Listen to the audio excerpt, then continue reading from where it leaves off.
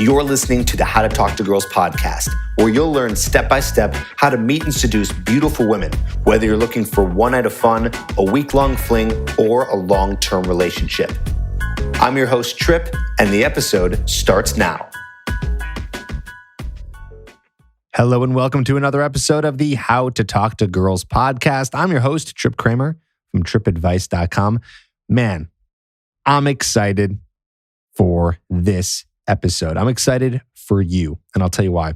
Because I have a guest on who I haven't had on in a few years, and shame on me because she is just a bucket of information and all really practical stuff that you can use today. Isn't that fun when you get techniques and you get things that you can use that are very simple and powerful and easy to understand? This is what this interview is. Basically, I did a call with Susan Bratton, and she is an intimacy expert. I've known her for a while now, and she is just giving you every step-by-step move to make a woman's sexual experience so amazing for her that this woman is going to come back to you over and over again. It's going to be fun for you, fun for her. And even I learned some crazy stuff in this interview, stuff I've never even heard of before. And again, very powerful because she's giving you all this stuff on what to do. I highly recommend you take notes, whether it's on your phone or even if you're writing it down, whatever way you do this, I suggest this is one of those episodes where you got to do it. Hopefully you're doing it for a lot of episodes, but this is one where you're going to want to kind of note, maybe even put down a timestamp in your notes so you know to come back to a certain minute so you can hear again how exactly step-by-step to turn a woman on.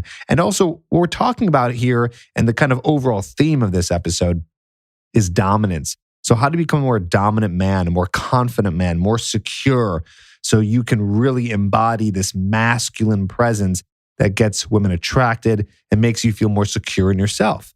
And that's applied in sex. It's applied in your everyday life. In this episode, we're talking a little bit more about how it's applied to sex, but even the practices here in terms of being secure, being confident, can completely translate to many areas of your life. So again, powerful interview here.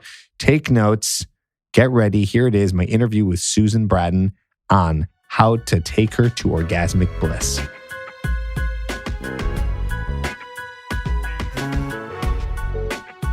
Susan Bratton, so good to have you back on the show. How you doing? I am absolutely outstandingly fantastic. Oh my gosh, that sounds really good. Like the best I've maybe ever been in my life. You are glowing. Oh, good. Because I feel like it should be radiating out of me how awesome everything's going. This is so cool. So we've known each other for a while now, pretty much since the beginning of my coaching, which has been around 9 years. And you're an intimacy expert. You always have been. You know a lot. When we were emailing each other about you coming back on, you had a long list of different things you could talk about. And I was so impressed. I went through every single one. I go, what do I want? What do I want to learn? I know that the guys want to learn a bunch of stuff, but I want to see what is something that I want to learn from you. And one thing that stuck out, because it's something that I teach also, and you can't get enough information, is dominance. Dominance in a relationship, dominance in dating, dominance in the bedroom. And I think that you would just speak so well to it. So that's what we're talking about today.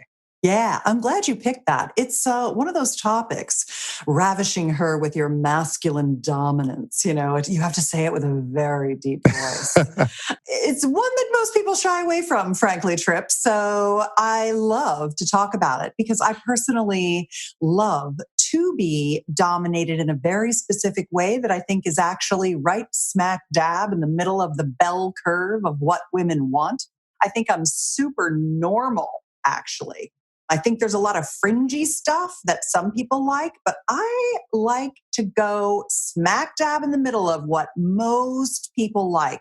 Though I can talk about anything, my world is supporting people who are in monogamous long-term relationships, who are heterosexual. Not that I don't speak for the gender spectrum and don't have lots of advice and experience in open relationship and consensual non-monogamy and all those things. What I find is often the most helpful thing is when you're teaching someone how to do something that you're giving them enough skills that they can get better and better and better with the lover that they have.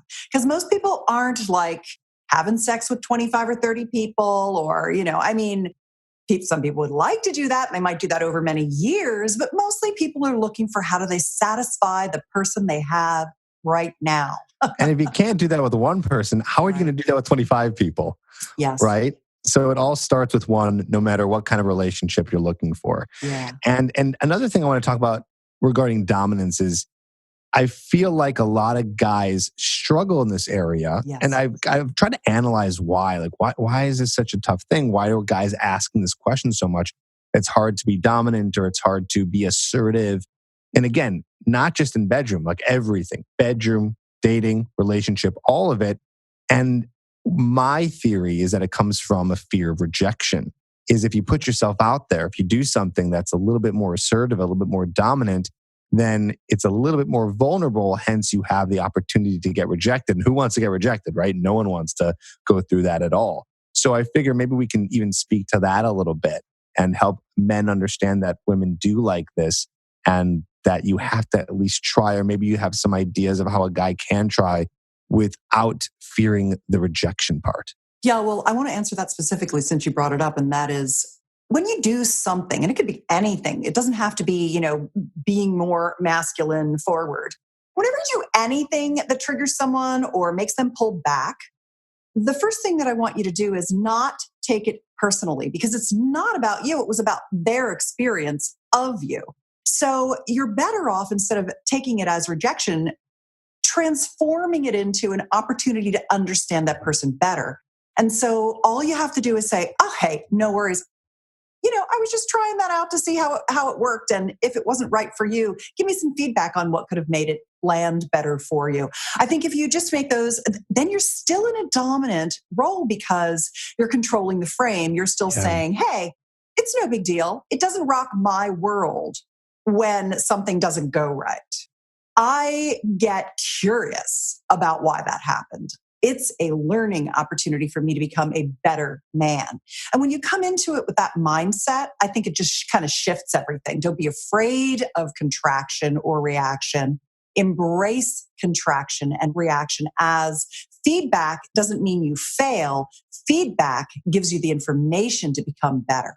Right. And that's pure confidence right there. So let's say, for example, you get rejected when you go for a kiss, right? There is a very weak, insecure way to react to that. And then there's a very dominant, confident way to react to that. You know what I'm saying? So it's like, and what is the dominant, confident way to react to it? Right. So if you're going for a kiss, and this is what I say to guys. I say, if she rejects you, you don't say, oh, did I do something wrong? Is everything okay? Like, are you not comfortable? You just say, I totally understand. You're not ready yet. That's it. Yeah. Move on. Don't talk about it anymore. Continue the conversation, or say goodnight if you're going to do that. That's okay. You're not ready yet. I understand you're not ready yet. Boom. That says to the woman, she's safe. Yeah.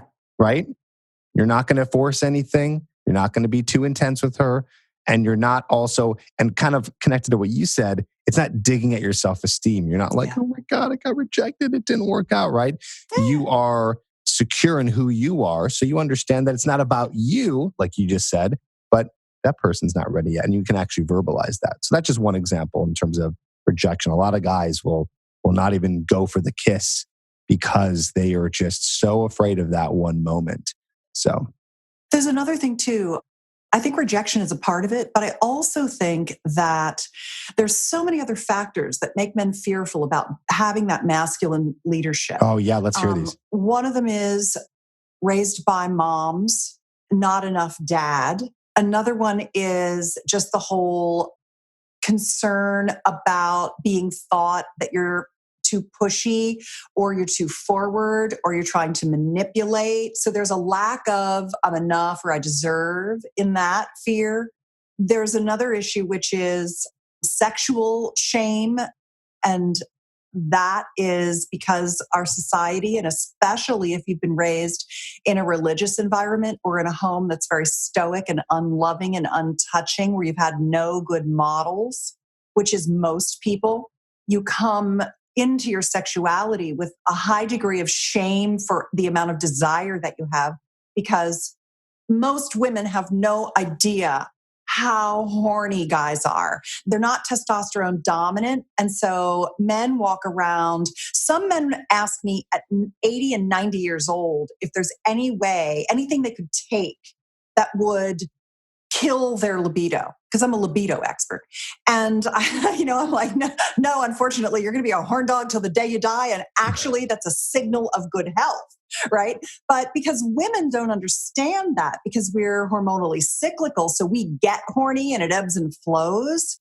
We don't understand that, like, driving to need to, like have an ejaculatory experience. So because of that, women have made us feel guilty. Religion, our society, our families. We've maybe been shamed by other women, other girlfriends. We've had shame in the past. There's a lot of those kinds of things that also really shut down a guy's feeling that it's okay to like take her into a level of surrender and pleasure she's never had. They desire it, but number one, they're afraid to screw something up and upset somebody. And that's legitimate, because if you don't have enough of the tools, like not everybody knows Susan Bratton and Trip Kramer. So, how do you get the information to do a good job? Watching porn is not the way to do it, because it really only is appealing to the masculine. The way that pornography is designed, it's designed for men for the most part. And so it's giving guys what they want, but it doesn't show you what women want. So that's why I love that we're going to talk about how to ravish a woman, because I'm going to give you that real mainstream, super safe way to establish dominance in a way that won't backfire on you. And you said the exact right thing. I'm completely in line with you, Trip. And that was, you said trust. Establish the trust. Because the interesting thing about desire, because our goal here is to come her better than she's ever come before, right? Like for her to do that to me again the next time we have sex. Like you want her to be thinking about how hot it was with you. And so how do we get there? Well, all that hotness is sitting on top of a foundation of safety and trust. So the very first step to all the sexiness that we're gonna get into on this conversation is really starting with, how do you create comfort for her so she knows that number one, you're not going to do anything she doesn't want to do, and number two, every response she has is perfect exactly as it is and doesn't make you contract, so you can hold all the energy for her to relax into her complete spontaneous expression in front of you. Like that, even just that is huge. That takes practice, right? So they need trust, safety. Yeah. Why do you think that is? What is it? It's interesting that... Because men can't relate to that. We don't think about that. We don't need that stuff. Right. We walk outside the house at 10 p.m. at night to take out the garbage. We don't think twice. That's not in our reality. So what is it? No, it's just we're constantly bombarded by people trying to grab our... Can I curse on here? Yes, you can. Grab our pussies, to make a timely reference to the universe in America today, and making us trade sex for opportunity and date rape. And, there's just so many things that happen to women that don't happen to men. And also what's interesting too, I talk a lot about estrogen and testosterone, the things that make us different and perfect for each other. And by the way, if you're same sex or gender non-binary person, just understand that you started out with one or the other of these dominant hormones, and fit yourself into this conversation however you need to, because you are fully supported in this conversation. But for us, we need to talk in terms of polarity, the masculine and the feminine, and the magnetic attraction between them. So whoever's playing masculine and whoever's playing feminine, keep on keeping on with that. That's all good. But when you're talking about dominance, you're also talking about not submission, but surrender. Someone's holding the safe frame and leading and directing. And the other person is receiving, surrendering, and following. That's how it works. So there's a mathematical equation for desire, and it is trust and safety, that, comfort, plus variety, novelty, danger, whatever, the safety and the novelty, that plus that equals desire. That's why monogamous relationships get boring, because you have a lot of safety and no novelty and variety. So how do we add that into the mix? What part? The variety, the danger. Well, the variety is what you're going to be providing when you are controlling the sex scene, if you will. Like, you're going to take control of it. So the first things that you want to do is you want to make sure that your woman is, first of all, that you're going to run the bedroom game, and that you want her to give you the allowance to get her into her orgasmic, I always call it like a zone. You've got to get her into the zone. And then when you have her in the zone, you're going to take care of everything so that she can surrender to her pleasure with you. Because when you can get a woman to surrender, women are so massively multi-orgasmic, and women can come in so many different ways. And so much of the way that they get turned on is through the mind as well as through the erogenous zones, that what you're really thinking about is a combination of leading her mind and stimulating her body. So I really want to capture all of that in this conversation. And when you say, I've got you, baby, you can tell me anything. You don't have to use your manners. Just shout it out and I'll adjust. Don't worry, you won't hurt my feelings. I got you, baby. Like, just that, I got you, baby. Everything is okay, is so opening to a woman. Well, that's the safety. That's safety right there. You were telling her, you're safe. I got you. You're safe. There's no harm. Nothing's going to go wrong. Yeah. You're okay.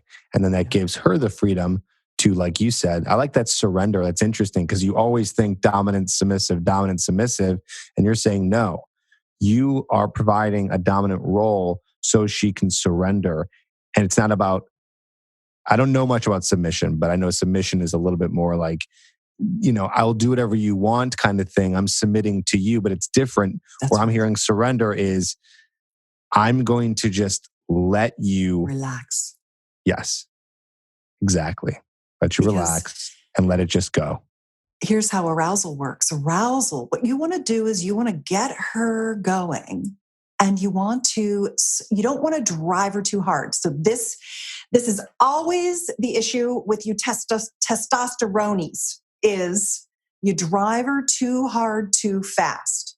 That's why. So you want her to immediately touch your dick, because that calms you down. That's like, oh, good, all right, yeah, she's gonna touch my dick. We're gonna play with my dick. My dick's gonna get some act. Okay, I'm less, Where for her, if you grab her crotch before you've stroked her hair, kissed her face, loved her, verbally encouraged her, and told her how beautiful she is, and done those kinds of things, then you're not going to get her where you need to go. You have to, I don't know what a good analogy is. Trip, give me one. For it's not just like, stomping the gas and shooting the nitrous out the back of the car. That's not what you want to do. That's the opposite. So men are a switch, women are a dial. Yeah. Right? They have to be turned up. It's a dial, right? It's like you're turning up the volume.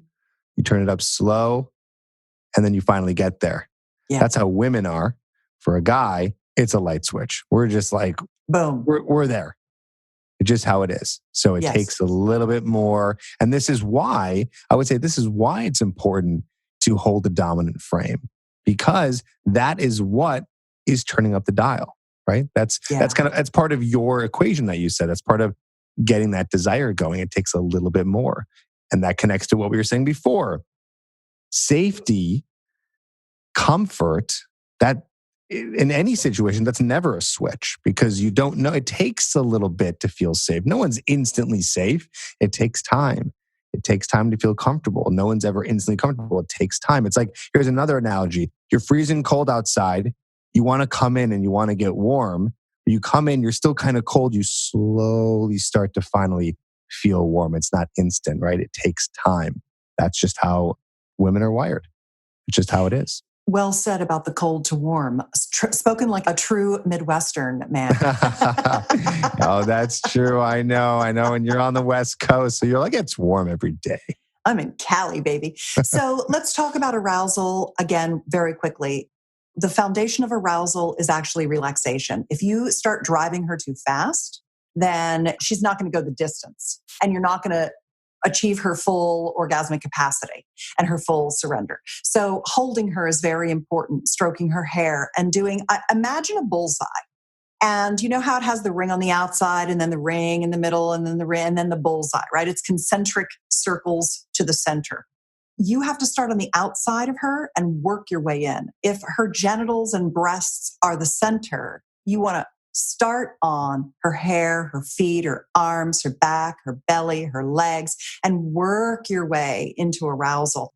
And arousal is a stair-stepping type of a thing. If you're just constantly on her, then you're going to blow out her nervous system. But if you take her up and give her a tiny rest, and then take her up again and give her a tiny rest, and take her up again. And this is all with stimulation, whether that's your hands, your tongue, your penis, at whatever stage you are in the scene of the lovemaking date. You are always going to give a little and then pull back just a bit, because then she'll reach for it, and that actually takes her turn on even higher. So the patient man is the most able to get the woman to the highest peaks of her pleasure potential. Women tend to rush you because they need to learn to slow down to have better orgasms as well. Another thing that's really important is getting her genitals fully engorged, where that means filled with blood, erect, swollen, tumescent. We women have as much erectile tissue in our genitals as male-bodied lovers have in theirs. So you have a penis full of spongy tissue, and only half of it shows. You've got another 50% of your penis inside your abdomen.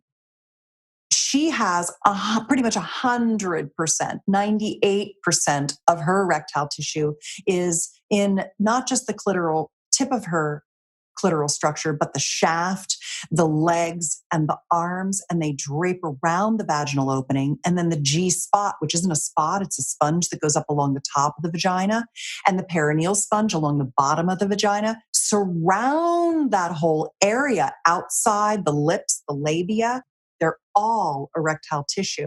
And so more manual touch, more pressing and squeezing, more licking, more sucking before entry is super, super important. And then when you finally do penetrate her, super slow. So she's begging for it. You got to pull back, slow down. You've got to resist every urge that your testosterone uses to control your actions for speed. You got to put a governor on that if you want to get her to levels of orgasmic bliss that she is capable of. So those are some important early concepts in the whole like running the bedroom scene type of thing. And then another important piece of it is the notion of having a game plan, which I like to call vision, having a vision. And that is, okay, I'm going to slowly ramp her up. I'm going to take her up, rest her, take her up, rest her, take her up. I'm keeping a meta mind on the whole scene while simultaneously being very present to what I'm doing with her, how I'm emotionally connecting to her, how I'm looking her in the eyes, how I'm using my voice, how I'm encouraging her, how I'm showing her the pleasure she's creating for me, not just doing her, but being with her. So this is practice makes perfect stuff too, because you don't start out being able to juggle all of that. You get Right. good at it over time. That meta mind becomes unconscious competence of running the bedroom game so that your own pleasure can start to really be the thing that drives her to the next level, because she is a tuning fork for your turn on. So you know how a tuning fork, if you have two tuning forks and you tap one and hold it next to the other one, it starts to vibrate. That's how your turn on is for her. You want to turn her on, you show her how turned on she makes you. You show her how turned on you are.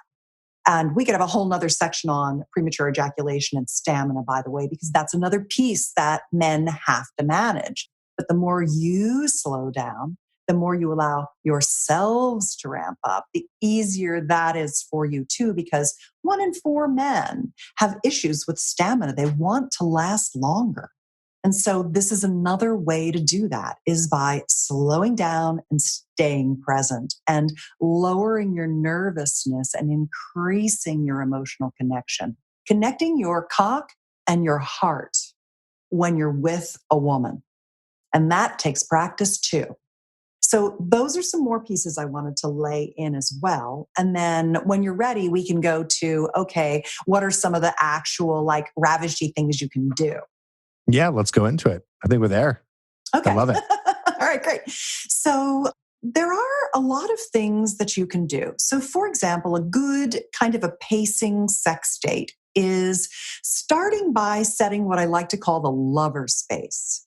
The lover space is, and this is the beginning of your masculine sexual dominance, actually goes back to you setting up the date and then getting her to the place, whether that's you will hold her hand and pick her up and carry her to the bedroom, or hold her hand and walk her to the bedroom, or you've done some pacing over texting and you've had dinner, or whatever your lead up and your pre-foreplay are. You've done those things to let her know that you find her really sexy, you really like her as a person, you're really looking forward to pleasuring her, and you're open to hearing her feedback. That's one thing. And let me know if you want me to give your guys some things. I've got a bedroom communication technique that works great on women. I've got a how to hold women technique. They're all gratis. So if you want links to anything, let me know. Great. The second thing that you want to do is when you create this lover space, what you're doing is you're creating the environment for her relaxation, because you want her to get aroused and get out of her head. Because estrogen has a monkey mind, and it's got its attention on a million things, where the testosterone masculine brain can really focus full speed ahead much better.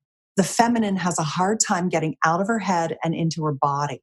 And you want to facilitate that by doing a few things. And different women like different things, and you can find out what they are. But some examples are, if you're going to make love in your bedroom, switch the light bulbs in your room to orange 15-watt CFL party bulbs. It creates a beautiful glow that makes her look gorgeous in the light, so she feels sexier. Make sure that your sheets are clean.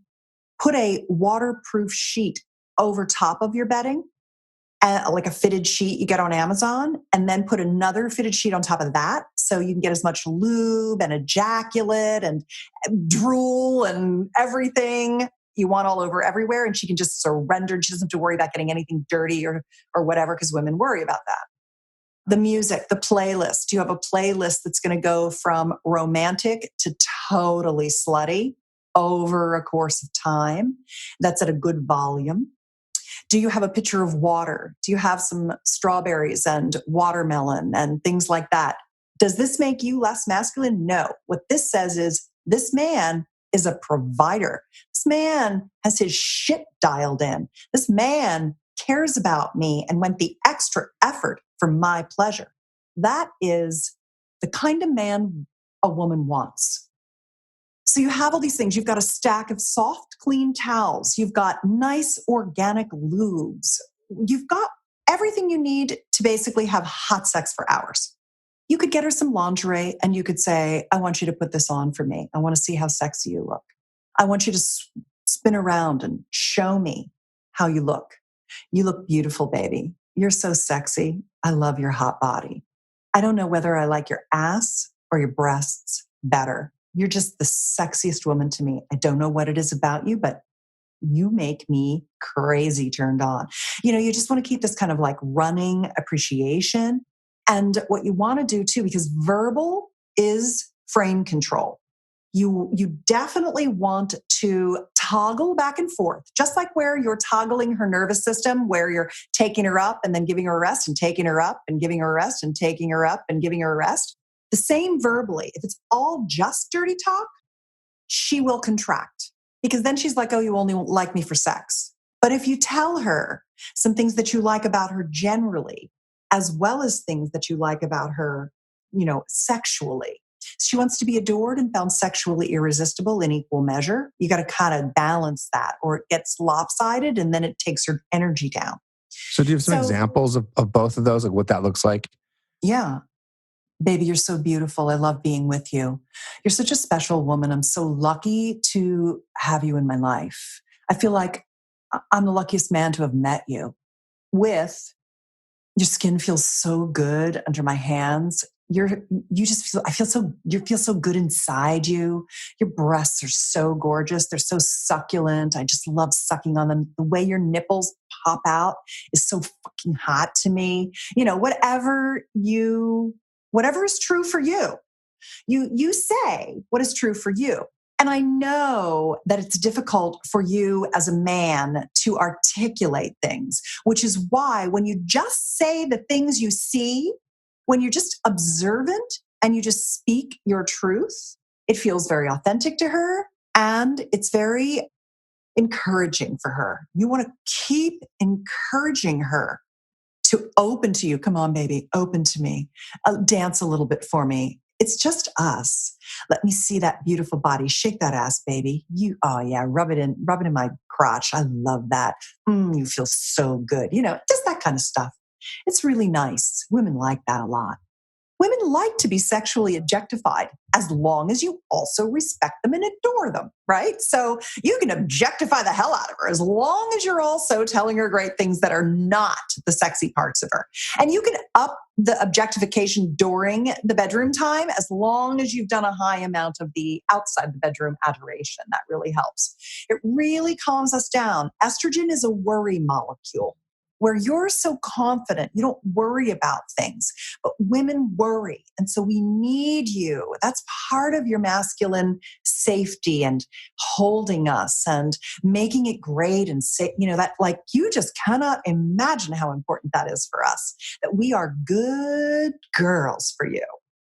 So the next thing that I think is really important is when you want to move a woman's emotions, you move her body, which means you can pick her up, you can lift her around, you can tell her what sex positions you want to do. You pick her up, you put her on the bed and you say, okay, lie down right there. Now spread your legs. I'm putting these pillows under you. Or whatever, lie down right here. I'm going to hold you for a while and stroke your hair first. Whatever is going to match your needs in your relationship, whatever you're comfortable with at the time. But I always think holding a woman and then stroking her full body to turn on all that proprioceptive sensual grid, kissing her, stroking her, kissing her lips, not just sticking your tongue straight in. You're doing that bullseye technique where you're starting from the outside and you're working your way in. So you don't just like stick your tongue in her mouth. You get her lips warmed up. You kiss her neck. You kiss her clavicles, her across her chest, and you touch her breasts from the outside. You cup them. You don't just start tweaking her nipples, right? You really want to work your way in. And as you're doing these things, she's getting more and more turned on because you're not driving her so hard that she can get her arousal up. Rubbing her genitals, right? Really giving her a good genital massage before you go down on her, bringing all that blood in, and then going down on her before you even think about penetration. Maybe even having her go down on you and, like stroking her face with your penis, rubbing your penis on her lips, tapping it on her face, slapping her cheek with it. Things like that are hot for her and hot for you. And it makes it really nice. And you can talk her through it. Yeah, baby, now harder. Okay, just go a little bit longer. Okay, now put your hand down there. And yeah, tickle my balls. Like giving her direction is masculine sexual leadership. That's what she wants. She needs direction. So that's very helpful for her when you tell her what to do. And then things like you could lay her down in the bed and you could get on top of her. So you're very dominating, you're over her. And you could take her hands and you could pin them above her head and hold one hand across both of her wrists and then one hand propping yourself up. And you've got her hands trapped and you're making out with her. So you're kissing her face and then you're kissing her lips and then you're kissing her neck and then you're sticking your tongue in just a little and then you're moving around, right? So you're coming back, you're going back and forth before you're really going like super sloppy, wet kisses.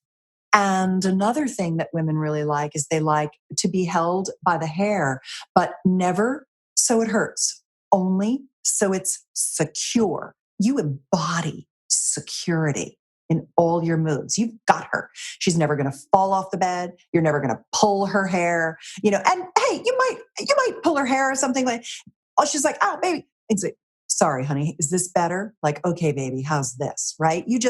It doesn't fluster you. You just keep going. You're rolling forward. You're taking her on a ride. She's riding your ride. She's doing what you say. You get her under in the back of the neck, the nape of the neck. You hold that hair between your fingers and just put a little tension on it, just a bit of that hair at the nape of the neck with a little curl to your fingers. And you've got some tension, but no pulling. You're not pulling her hair at the ends. You're not pulling it off the scalp. You're just right up there, slightly off the scalp with a bit of hair in your hands, holding her head down. Maybe you're pinning her shoulders down. Maybe you're, pushing her legs back. You are moving her. You're telling her what to do. Baby, now get up on all fours. That's it. Lay your head on the pillow. Okay, how's that feel? All right, let me put some lube on you now. How does that feel, baby? Is that enough? All right, here I come. Like you're just guiding her and leading her verbally, physically, emotionally. You're there and you're taking her higher and higher. And anytime she gives you feedback, you say, thank you, baby. Got it. How's this? Harder still? Lighter still? Do you want it softer or harder? Which one of these feels better? Give her two options. Don't expect her to tell you what to do. Give her two choices. That's called two-option leading. So when you give her two choices, do you want it harder or slower? Or faster or smoother, whatever. It doesn't really matter. She'll be like, can I have it harder and smoother? Yes, baby. Thank you. Because every time you thank her, you're a man who has confidence enough to get feedback and you've acknowledged her. You're keeping her safe and you're encouraging her to tell you more because nothing is going to ruffle you because you're a confident man in charge of the situation, who's watching out for her. So those are some examples for you. Just a few. No, that was a lot. That was great. I just feel like even if someone who's listening just takes a couple of these ideas, and I really hope that whoever is listening right now has been taking notes. And if you're not, listen to this again, take more notes. All that was great. That was amazing. All that stuff is exactly what to do. You could use even one or two of those things and just blow a woman's mind in the bedroom, right? So if you continue to work on this, and like you said, practice, you're not going to get all this right the first time. It's going to be a little nerve-wracking the first time, but that's okay because you're going to get more comfortable over time. So it's kind of like you're going through a process of making her feel comfortable and you're becoming more comfortable with the process itself. So it just takes time repeating it over and over and over. That was awesome.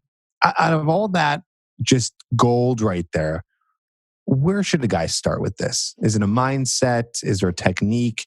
Where does a man start with this whole process? I'd actually like to make one caveat before I answer that question about where does a guy start with this process? Yeah. So I have one caveat about this, and I want to address choking and I want to address spanking because I see both of them done very poorly most of the time. And I see a lot of things on social media about choking and things like this, and it's a concept gone bad. It's information cascade where one person picks it up and then the next person says it and the next person says it, and it's freaking wrong. So let's fix that too, because a lot of times when people think about ravishing or dominance or what have you, they're thinking about these things that are a little bit more aggressive. So choking. You don't want to choke a person, and the name is the wrong name. When you're ravishing a woman and you're holding her, she does like, maybe when you're having sex with her, she likes to be held down. Maybe when you have her riding you cowgirl style, you're pulling her up and down on top of you, like you're moving her body. Maybe when you have her on her back, you are holding her neck while you're kissing her, or holding her neck while you're having intercourse with her, making love to her. The way that you hold a woman's neck, there's erectile tissue on both sides of the neck here, as well as the lips and in her throat and the tip of her nose, which is why a woman can orgasm from going down on a guy, because there's erectile tissue in her throat that gives her an orgasmic response, because her throat is attached to her yoni, to her vaginal canal. And all of that contracts at one time. It's a sphincter system. So when she's coming here, she's coming here at the same time. And women get better and better at feeling those distinctions the more orgasms they have. So this erectile tissue likes to be held. But what you want to do is you want to take that notch that's between your thumb and your pointer finger, the soft part that where your thumb goes down to the base of your hand, where it attaches to your hand. And that is essentially the area that is over the windpipe. And it never presses on the windpipe. You never want to cut off her circulation or press on the front of her neck. You want to cup it and squeeze the sides of her neck and rest that there, or even rest it up higher, up under her chin in the soft spot where her neck meets her head and her chin juts out. There's that soft skin. You can put that soft spot of your thumb hand part up under there, squeeze the sides of her neck and push her down and hold her down without exerting any pressure on her windpipe. That's you know how when a mother cat picks up her kitten and holds them by the neck and the kitten goes limp, and the kitten knows the mom knows how to hold her, and she trusts that she can pick her up like that and move her. That's the feeling you want to get with your woman when you're holding her down. Women like to be held down if you hold them correctly. And hey, if she could move and you could, make her cough a little, and you could say, baby, sorry, I never want to make you cough. And she'll be like, that's okay, honey. It's no big deal. It's impossible to know where the pressure is, right? Like, that's the conversation. That's the kind of bedroom conversation you want to be having. It's like, oh, babe, sorry, honey. I don't want to do that. Like you're caring for her. And that's important. And then on spanking, it takes a while to warm up the butt cheeks. Spanking is wonderful. You don't want to spank the vulva until you've spanked the buttocks, the butt cheeks. And small spanks, start with taps, no slaps. Slaps hurt. Smacks are solid and firm, and you want to do them lightly, and you want to rub, and you want to get the butt cheeks warmed up, and then you can work your way into closer to her vulva and enliven that tissue. Because remember, what you're doing is you're engorging, you're bringing blood flow. Blood flow is everything with sex. If your woman's not having orgasms, she's not getting enough blood flow, most likely. So you're a fluffer, basically. You're fluffing that whole genital system up all the time, the entire frame of that sex date, because that's what's going to make her have the best orgasm she's ever had. And women can have orgasms from spankings, from blowjobs, from breast play, from stomach massages, from foot rubs, from telling us we're going to come. Like, we are massively, multi-orgasmic if you can bring it out of us. So those were two of the things I wanted to say was a spanking is not just 3 spanks and you're out. It's a warm-up session of butt cheek tissue. And when you think about it that way, and when you think about choking isn't choking, it's pinning her in that safe and secure but dominating way. Perfect. I had to get those out. No. I'm glad that you did, because I know that those are common ways of being dominant in the bedroom. Those are common things that people do in the bedroom. And they can be dangerous, right? You could hurt someone. So they need to know how to do it right so it works properly. No, I'm glad that we went over that. So circling back to what I was saying before, where does it start? Where do they start? Where do they start so they can kind of know where to go from here with this, like I said, gold of information? Yeah. The first place I'd start is setting up that lover space, getting your woman to feel completely relaxed in the bedroom with you, establishing the communication technique, this communication technique I described where she can say anything, it's not going to ruffle you, and you're always going to say thank you. So she wants and is encouraged to give you feedback so you can do a better job. Feedback isn't failure, it's knowledge, and knowledge is power.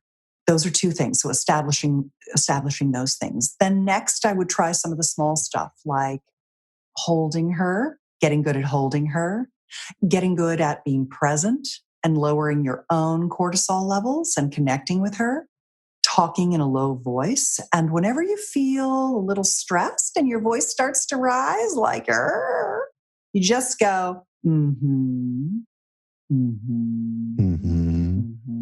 Mm-hmm. And then all of a sudden your voice is low again. It brings you back into that sexy Barry White register. So working just on those things, working on the outside in piece of things. So you're, I see. I shouldn't just grab her pussy. Oh, that's good news. Okay, I'm going to start there. I'm going to start to try to stroke her body and stroke her hair and kiss her a little bit and tell her how beautiful she is. So starting with those things and building your way up, and maybe trying one of those really dominant techniques during a lovemaking session, like pinning her down or picking her up or directing her to do something and just see how she responds. And you can even say to her, and future pace it, say to her, today when we make love in this session, I'm going to give you a couple of directions and I want you to follow them because I want to play a little dominant surrender pleasure techniques.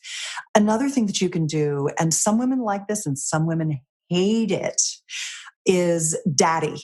Who's your daddy? Being the daddy. Come on over here to daddy. Get on my lap. Give me a little kiss. I'd say 85% of women love it. 15% of women are like, that is disgusting. So you kind of have to feel your way through that one. You can be like, you want to play daddy and little girl tonight? And if she's like, no, I do not, say, okay, babe, I just thought we'd give it a try. How about cowboys and Indians? Or how about nurses and doctors? Or, have an alternative backup and test it. I think that's the best way to go. Awesome. I love it. You are a wealth of information. Susan, intimacy expert. If guys want to learn more about what you offer in terms of more information, where can they find you and where should we direct them? A couple places. I have a YouTube channel, just like you do, Trip. It's called Better Lover. So if you just go to betterlover.com, it takes you right to my YouTube channel. I've got a lot more stuff on polarity and masculine sexual leadership and dominance and penetration orgasms and orgasmic blowjobs and stamina sex positions and so many things, as well as things like penis enlargement and how to use penis pumps. I mean, I'm really into men's sexual health. So that's good, Better Lover. And then I'm on the gram. Some of my more personal stuff is on the gram at Susan Bratton, SUSAN, BRATTON, Susan Bratton. Those are 2 good places. And then if you want that hug technique, you can go to soulmateembrace.com and download a free PDF that walks you through the steps of how to hold a woman like she's never been held before, to begin that process of arousal like she's never had from any other man and has always wanted. And the Sexual Soulmate Pact is that communication agreement where you can get her to really start telling you what feels good so you can be the most incredible lover she's ever had. Awesome. I'm going to make sure we put all those links in the show notes. So Thank you. for you who's listening and you want more information, go check those out. Susan, was way too long to have you back on the show. I'm glad that we had you back. And I think we should do it again much sooner because, like I said, you got so much to share. And even I learned so much stuff in there, and I'm very grateful for it. So thank you for being on today. It was my pleasure, Trip. It's always a joy to be with you. Thanks so much for having me. Thank you.